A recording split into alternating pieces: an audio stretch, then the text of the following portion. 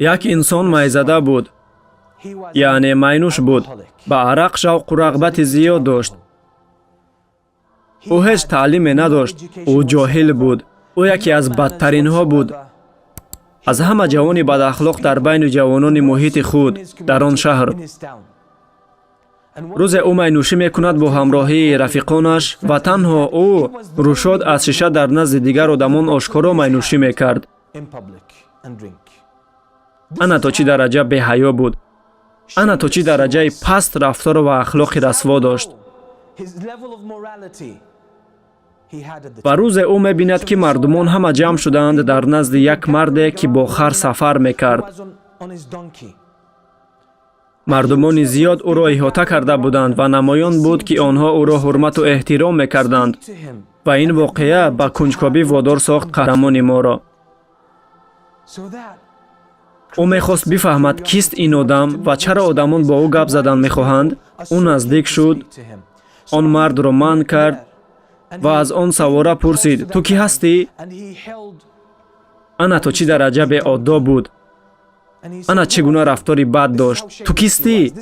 одамони атроф гуфтанд: ин шахс аш-Шаъбӣ.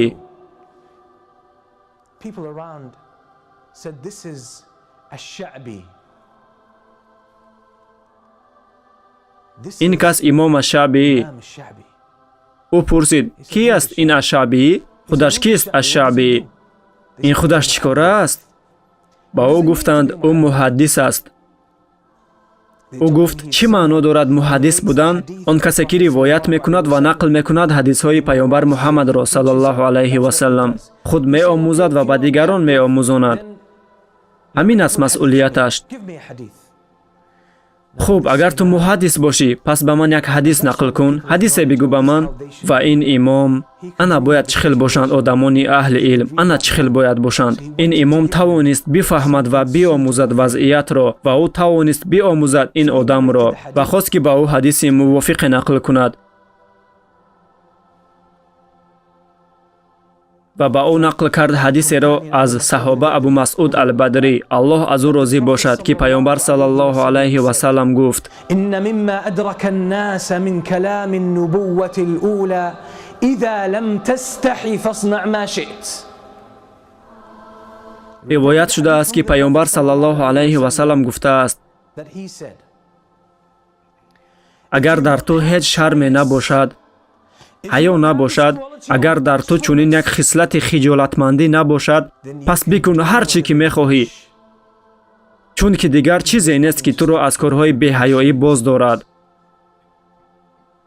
ва дар ҳамин лаҳза қалби он шахс кушода шуд.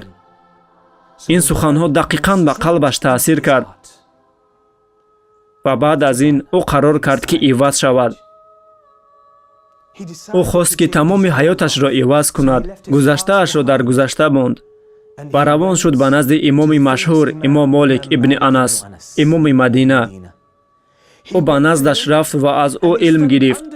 ӯ ҳадисҳоро омӯзид аз имом Молик. ва худи ҳамин шахс, ҳамин собиқ майнуш дар оянда устод шуд ба имом Ал-Бухорӣ ва имом Муслим.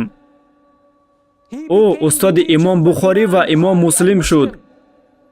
номи ӯ Абдуллоҳ ибн Маслама ал-Қаънабӣ, яке аз олимҳо ва ҳадисдонҳои машҳур, дар гузашта майнуш буд. касе буд, ки ахлоқе надошт, касеро ҳурмат намекард, ошкоро дар назди мардум майнушӣ мекард. ва муддати дароз дар назди имом Молик дарс гирифта, Абдуллоҳ ибн Маслама мегӯяд: ман бояд бубинам шахсеро, ки бо сабабаш ман дар ин роҳ ҳастам. ва ӯ қарор кард, ки ба шаҳри Басра биравад, он ҷое, ки аш-Шаъбӣ мезист. лек вақте ки ӯ ба он ҷо расид, фаҳмид, ки имом аш-Шаъбӣ ин дунёро падруд гуфтааст. ва мо аз ин қисса чӣ ибрате гирифта метавонем? он ки ҳаёт ивазшаванда аст ва ин супориши туст, масъулияти туст, ки иваз шавӣ ва ҳеҷ гоҳ нахоҳӣ ва интизор набошӣ, ки каси дигаре туро иваз кунад. ин бояд қарори худи ту бошад. менигарем ба ҳаёти мусалмон, мулоҳиза мекунем ҳаёти паёмбарро саллаллоҳу алайҳи ва саллам, ҳаёти саҳобагонашро ҳаёти шахсиятҳои бузургро дар таърихи ислом, олимони бузург ва ҳокимони бузург онҳо чӣ кор карданд? онҳо ду чизи асосӣ карданд. худро иваз карданд ва дигаронро иваз карданд. ҳамин аст ҳаёт. шумо такмил ёфта зиндагӣ мекунед. парварида рӯҳи худро ва қалби худро, илм омӯхта, худро такмил доданд ва ба дигарон ҳам кӯмак карданд, то ки онҳо такмил ёбанд. ана ин аст ҳаёт. ва агар шумо фикр кунед ки тағйирдеҳӣ номумкин аст, чӣ гунае ки бисёриҳо чунин фикр доранд имрӯзҳо, мо худро бемадад ҳис мекунем. мо фикр мекунем ки вазъият моро иваз мекунад. лек шумо метавонед ки то абад интизор бошед, вале чӣ мегӯяд ба Аллоҳ субҳанаҳу ва таъала дар рӯзи доварӣ? дунё тағйир намеёбад то даме ки шумо иваз нашавед. ин дунёро айнан чунин офаридааст Аллоҳ субҳанаҳу ва таъала. Аллоҳ мегӯяд: لا يغير ما بقوم حتى يغيروا ما بأنفسهم. ҳамоно Аллоҳ тағйир намедиҳад вазъияти одамонро то замоне ки онҳо худро иваз накунанд. мо мебинем ки чӣ хел мусалмонон дар азобанд дар тамоми давлатҳои исломӣ.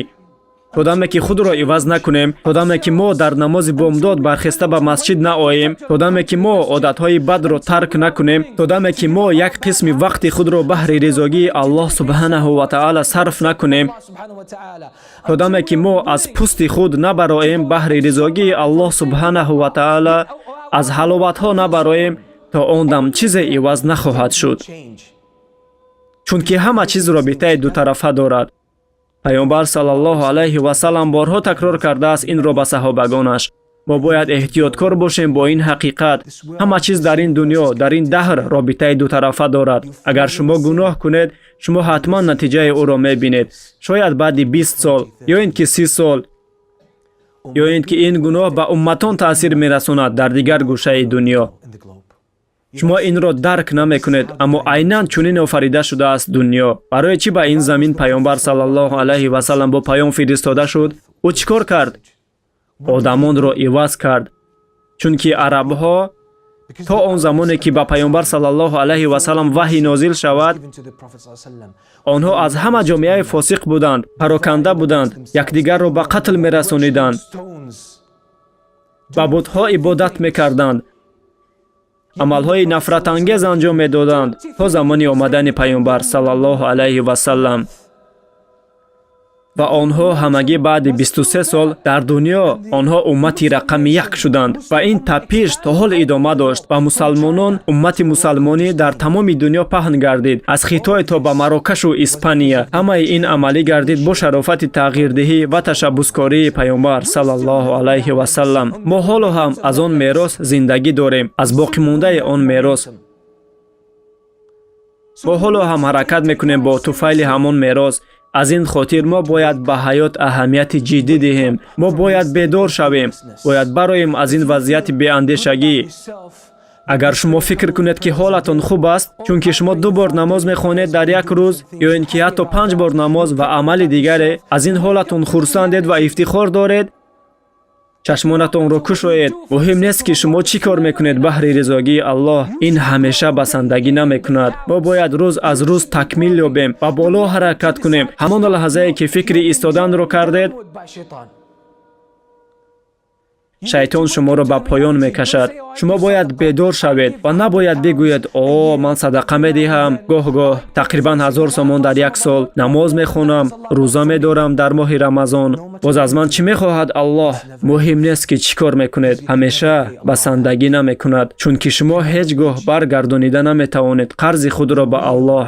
шумо ҳеҷ гоҳ расида наметавонед ба он сатҳи ҳақиқии шукргузорӣ ба Аллоҳ.